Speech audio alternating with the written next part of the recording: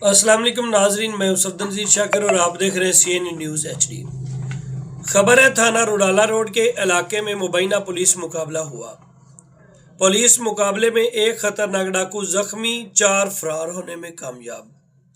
जख्मी डाकू की पहचान शफकत उर्फ शफी उठवाल के नाम से हुई। जख्मी डाकू जख्मियों की ताब ना लाते हुए हलाक हो गया। लाश को अस्पताल मुंतकिल कर दिया गया है। हलाक डाकू ने 3 हफ्ते कबल CCD कांस्टेबल खुरम को फायर मार के जख्मी किया था। CO headquarter circle incharges Jaranwala Madina Lyallpur circles raid पर जा रहे थे तो मुलजमान ने घात लगाकर CCD पर हमला किया। CCD ने हिफाजत खुद इख्तियारी के तहत जवाबी फायरिंग की।